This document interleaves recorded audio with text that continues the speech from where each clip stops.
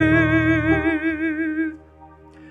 룻기 2장 1절에서 3절까지 말씀 보겠습니다.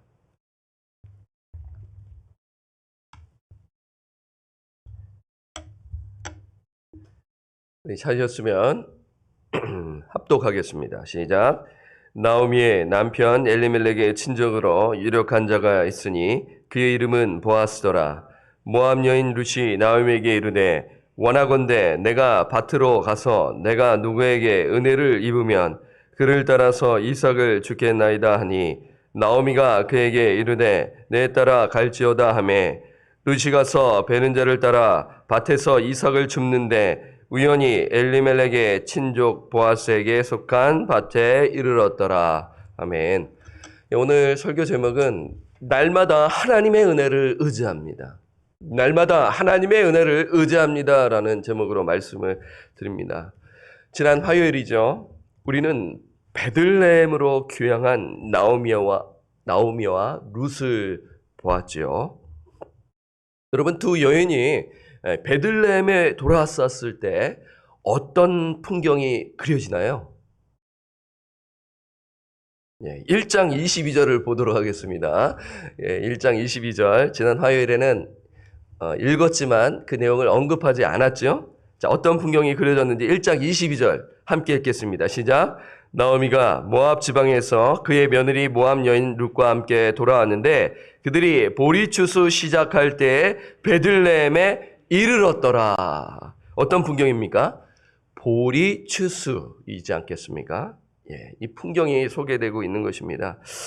여러분, 이 22절 말씀은 성경 기자가 의도적으로 넣은 것을 우리는 생각해야 하는 것입니다. 22절은 전환점이죠. 여러분 잘 아실 거예요. 이 성경 옛날에는 1장, 2장 이런 번호가 없었습니다. 그래서 1장과 2장에 또한 전환점으로 우리가 또한 이렇게 볼 수가 있죠. 그러한 차원에서 봤었을 때 어떤 전환점인가라는 것을 우리가 좀 생각해 봐야 되지 않겠습니까? 여러분 1장의 키워드는 뭐예요? 까먹으셨죠? 고통입니다. 말아. 이제 나를 말하라. 나를 나오미라 부르지 말고 뭐라고 부르라고 해나요? 말하라 부르라고 하지 않습니까? 그렇죠. 두 아들도 죽고 남편도 죽어서 그 인생은 지금 1장에서는 고통이죠. 근데 이제 22절에 보리추수가 딱 나오면서 2장의 성경을 딱 펴보니까 어떠한 단어가 떠오르나요? 은혜입니다. 2장의 핵심 단어는 grace입니다. 은혜가 떠오르는 것이죠.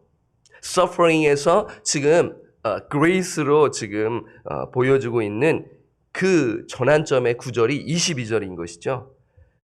그래서 두 여인이 베들레헴에 이르렀을 때 딱 도착했는데 그 소문으로 들었던 하나님께서 간섭하셔서 이 풍년을 맞이하게 되지 않겠습니까? 보리추수. 당시 이스라엘의 보리추수는 양력으로 3월에서 4월이죠. 이 보리는 매년 수확되는 이스라엘 백성들에게 있어서 첫 번째 수확물입니다. 자, 한번 여러분 나오미 입장에서 한번 생각해 보십시오. 그 10년 전의 모습이 딱 떠올랐지 않았겠어요? 10년 전에는 어떤 모습이었어요? 기근이었습니다. 먹을 것이 없었어요. 베들레헴에 먹을 것이 없었어요. 사랑하는 여러분, 베들레헴의 뜻이 무엇입니까? 빵집, 떡집이라는 거 잘 아시죠? 베이트는 집이고 레헴은 떡입니다. 떡집입니다. 오랜 시간 흉년으로 인해 빵집에 빵이 없었던 것이죠. 그러다가 다시 풍년을 맞이하는데요. 나오미는 이 사실을 알았어요. 어떻게 알았나요? 1장 6절에 보니까 그 여인이 모압 지방에서 여호와께서 자기 백성을 돌보시사 그들에게 양식을 주셨다함을 듣고 나와 있지 않겠어요? 네. 다시 풍년을 맞이하게 됐다라는 것을 듣고 그녀는 베들레헴으로 돌아오기로 작정하지 않습니까? 하나님께서 이스라엘 땅에 간섭하셔서 비를 내리게 하시고 추수할 수 있도록 인도하셨구나 라는 것을 눈으로 보게 되는 그 절이 1장 22절인 것이죠. 빵집에 빵이 가득하도록 인도하셨습니다. 어떻게 표현할 수 있어요? 하나님의 은혜이죠. 네, 이것입니다. 그리고 성경 기자는 2장 1절에 새로운 인물을 소개합니다. 우리 한번 1절을 볼까요? 1절. 우리 함께 말씀 읽겠습니다. 시작. 나오미의 남편 엘리멜렉의 친족으로 유력한 자가 있으니 그의 이름은 보아스더라. 여러분, 이 내러티브, 성경 기자는 지금 스토리텔링을 해주면서 뭐 예를 들어 여러분 역사를 딱 보게 되면 나레이터가 딱 설명해 주지 않습니까? 주전 뭐 1978년 뭐 혹은 1594년 뭐 임진왜란 뭐 이러한 내용을 살짝 언급해 주는 나레이터 여러분 기억나시죠? 그리고 다시 대화가 이어지면서 씬이 진행되는 것 여러분 기억하실 거예요. 지금 이러한 장면이에요. 지금 보니까 1장 22절에서는 이제 보리추수를 딱 보여주고 2장 1절에는 한 인물을 소개하는 것이죠. 네.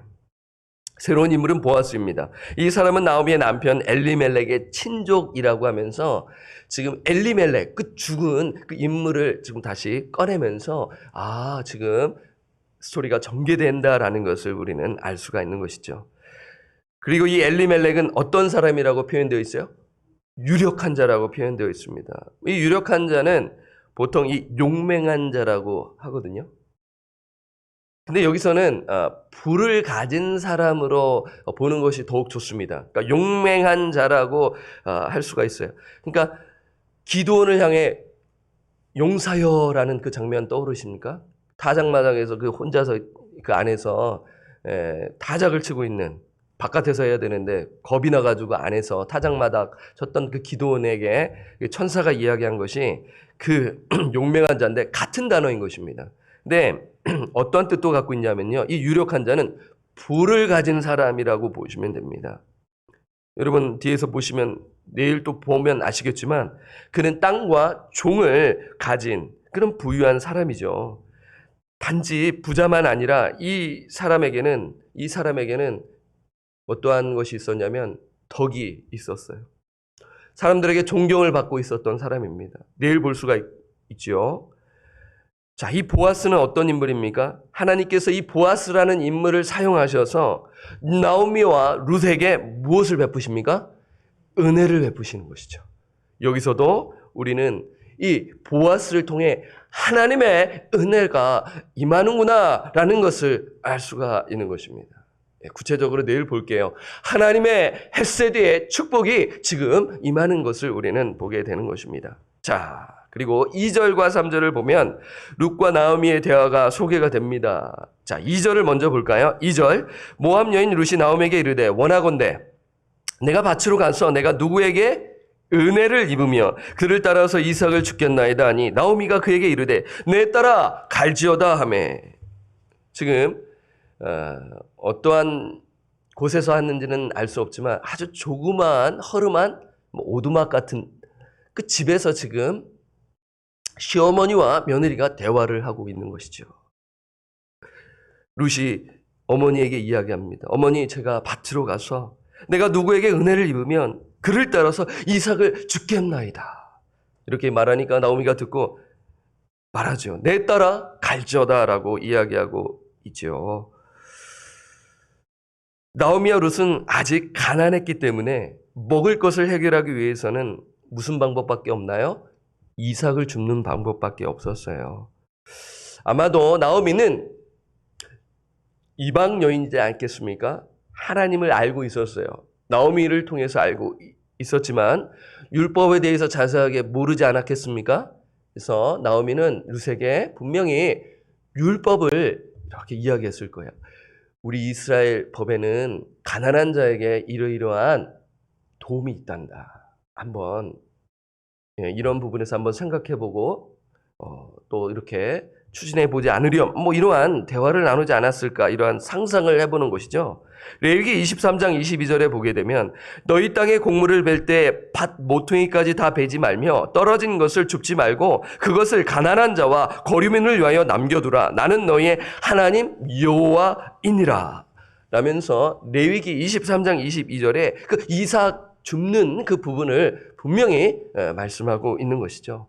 하나님께서는 가난한 백성을 보호하기 위해 율법을 주신 것이죠.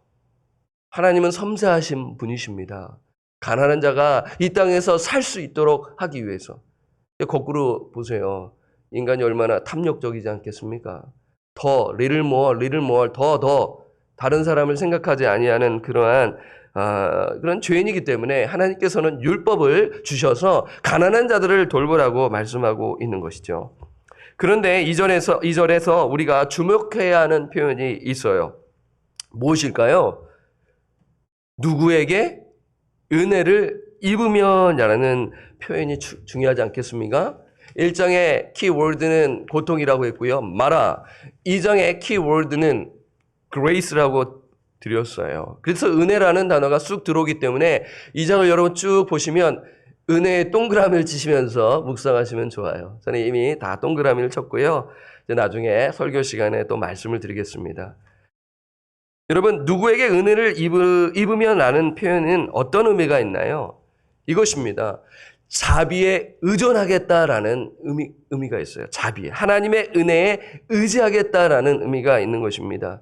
여러분, 은혜가 무엇입니까? 제가 지난 수요 성경 공부 시간에 제가 은혜를 또 언급하겠다라고 말씀을 드렸죠. 은혜란 자격 없는 자에게 거저 주시는 하나님의 호의, 선물입니다. 여러분, 은혜가 무엇입니까? 라면 자격 없는 자에게 거저 주시는 하나님의 선물이죠. 그 대표적인 것이 eternal life.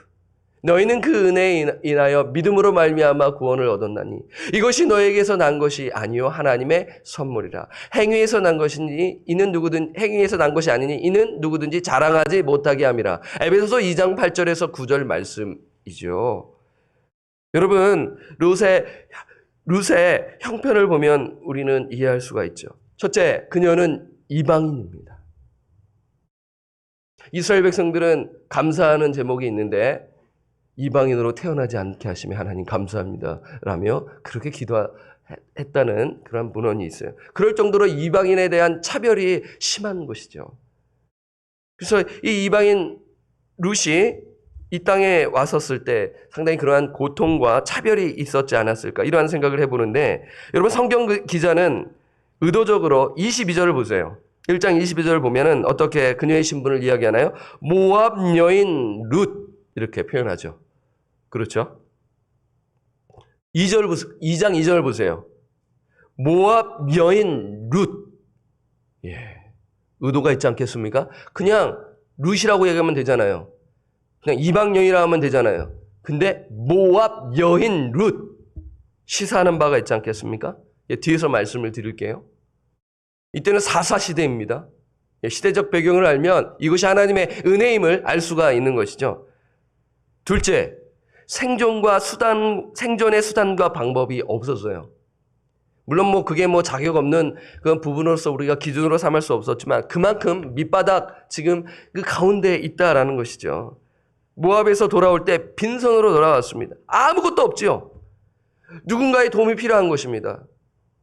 여러분, 이러한 경험 해보신 적 있으세요? 정말 가난한 경험을 해보신 분은 아실 것입니다. 저 유학 시절에 경험했고 제가 여기 처음 부임했을 때 이러한 것을 경험했어요. 가난했기 때문에 그런 것이에요. 좀 하나님 도움을 주십시오라는 이 마음으로 갈 때마다 하나님 도움의 손길이 필요합니다라는 마음으로 하나님의 그 헤세드의 축복이 하나님 임하게 하옵소서라며 사역했던 그 시절이 떠오르는 것이죠. 이것이에요. 제가 잘나서 내가 자격이 있어서 내가 도움을 받아야 된다. 그게 아니라 하나님, 저는 하나님의 은혜가 필요합니다. 이러한 마음으로 이렇게 살아왔던 지난 날들을 뒤돌아보게 되는 것이죠. 룻은 그렇습니다. 누군가의 도움이 필요했어요. 그리고 그런적으로 하나님의 말씀에 의지하여 그 율법, 하나님의 말씀에 의지하여 그 밭으로 나가는 것이죠. 누군가로부터 은혜를 구하러 밭에 나가는 것입니다. 한번 그 심정을 한번 헤아려 보십시오. 거만하게 나가겠습니까? 떵떵거리며 나가겠습니까? 아니죠. 누군가가 나에게 도움을 참 줬으면 참 좋겠다라는 그러한 겸손한 마음으로 나아가는 것이죠. 밭의 주인이나 관리자의 눈에 국률하게 비추어지기를 소망한 것이죠. 룻은 하나님의 은혜를 의지하는 것입니다. 이제 룻이 베들레헴 밭으로 나가 이삭을 줍죠. 그 내용을 한번 볼까요? 3절입니다. 함께 보겠습니다. 시작. 룻이 가서 베는 자를 따라 밭에서 이삭을 줍는데 우연히 엘리멜렉의 친족 보아스에게 속한 밭에 이르렀더라. 룻이 보리를 베는 자를 따라 밭에서 이삭을 줍고 있었어요. 그런데 우연히 엘리멜렉의 친족, 여러분 의도가 있죠. 1절에 나와 있고 또 엘리멜렉의 친족 보아스를 언급하고 있는 것입니다. 문학적 기법이죠. 이렇게 반복함으로 인하여서 지금 소개하는 부분을 우리에게 독자에게 소개해주고 있는 것입니다. 여기서 중요한 단어가 무엇일까요, 여러분? 친족. 예, 맞습니다. 뒤에서 드리겠습니다. 오늘은 친족이라기보다도 우연입니다. 동그라미 치십시오. 우연입니다. 여기서 우연히는 히브리어로 카라라고 하는데요. 그 의미는 조우하다, 우연히 만나다라는 단어입니다. 그런데 룻의 입장에서 보면 우연이죠. 맞죠? 즉 룻의 입장에서 기록한 것입니다. 룻이 은혜를 입기 위하여, 누군가로부터 은혜를 입기 위하여 나갔는데, 우연히 나갔는데 어느 밭에 들어갔어요? 보아스 밭에 들어갔어요. 룻의 입장에서는 우연이죠. 하지만 하나님의 관점에서 보면 우연인가요? 하나님의 섭리인 것입니다. 저는 오늘 이 부분을 또한 다시 말씀을 드리는 것입니다. 어떠한 섭리입니까? 하나님의 보이지 않는 손이 움직이기 시작하는 것을 알 수가 있는 것입니다. 하나님은 룻이 하나님의 은혜를 의지하며 나온 그녀의 마음을 보셨지 않았겠습니까? 그리고 일하셨습니다. 성경 기자는 하나님의 은혜를 의지하는 여인과 하나님의 보이지 않는 손을 지금 그려내고 있는 것입니다. 여기서 우리는 중요한 교훈을 발견해요.